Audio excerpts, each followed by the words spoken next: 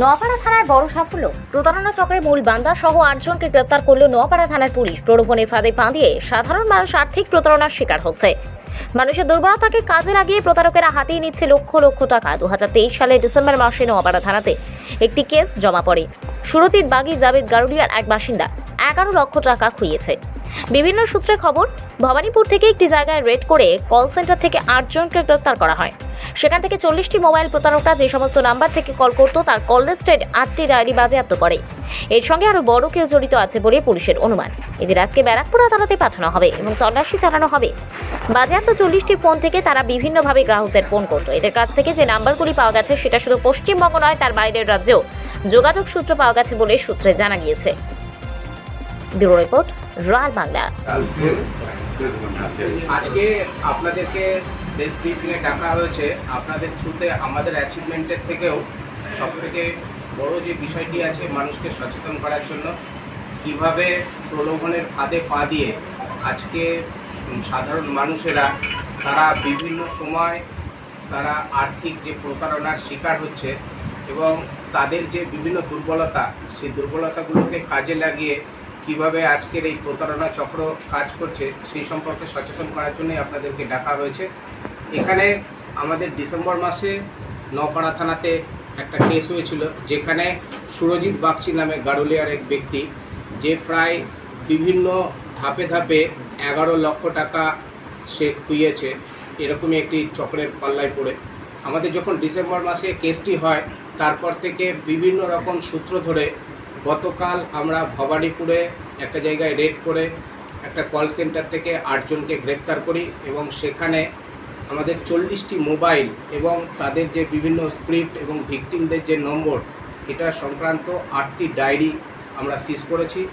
এখনও তদন্ত প্রাথমিক পর্যায়ে আছে। এর সঙ্গে কে বা আরও কারা যুক্ত আছে সেটাকে আমরা ধরার জন্য আজকে ওদেরকে কোর্টে ফরওয়ার্ড করছি এবং কিছু জনকে রিমান্ডেও নিচ্ছি। এটাতে কেসে প্রাথমিকভাবে 420 এবং 406 আইপিসিতে শুরু হয়েছিল। বাদবাকি এখনও পর্যন্ত যে ডকুমেন্টস কিছু সিজ হয়েছে সেগুলোর উপরে ভিত্তি করে আমরা প্রপার সেকশন অফ ল লাগানোর চেষ্টা করি। কিভাবে কি ধরনের প্রতারণা করতো?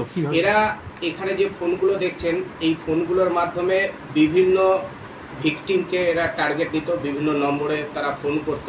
তাদের থেকে যে তথ্যগুলো পেত তারা এই ডায়েরিতে লিখে রাখতো এবং তাদের থেকে যে রেসপন্স পেত তার থ্রুতে এরকম এই কেসটির ক্ষেত্রে যেমন হয়েছিল, এইচডিএফসি ERGO যে জেনারেল ফিন্যান্স লিমিটেড এরকম নামে তারা হচ্ছে এই সুরজিৎ বাগচিকে টার্গেট করে। আর সুরজিৎ বাগচির কাছ থেকে প্রথমে তাকে বলা হয় যে আপনার নামে 1,65,000 টাকার পুরনো একটি ইন্স্যুরেন্স রয়েছে, সেটাতে যদি আপনি ওই ম্যাচিওর ভ্যালুটি পেতে চান তাহলে আপনাকে 10,016 টাকার বিনিময়ে আপনাকে রেজিস্ট্রেশন করতে হবে।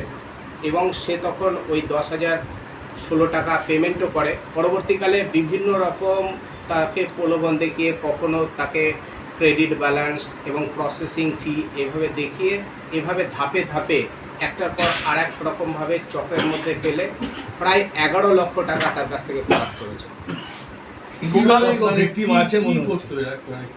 ফোন করে মানে মাথা খেয়ে বা এরা র্যাকেটটা কিরকম বিস্তৃত আছে? এই র্যাকেটটাতে আমরা আপাতত 8 জনকে গ্রেফতার করেছি। এরা এর সঙ্গে যারা মাথা আছে, এখনও এদের মধ্যেই কেউ মাথা প্রেজেন্ট আছে কিনা বা আরও কেউ যুক্ত আছে কিনা, এটা একটু সময় নিয়ে আমাদেরকে পুরো ওই পর্যন্ত পৌঁছতে হবে। এখনো পর্যন্ত আমরা বুঝতে পারছি না এদের মধ্যে থেকে মাথা কে আছে। কোথায় ছিল? এটা বেসিক্যালি আছে আমাদের ভবানীপুর থানার চৌরঙ্গি রোডের কাছে। এই কল সেন্টারের প্রাথমিকভাবে এই কল সেন্টার অপারেশনাল ছিলই।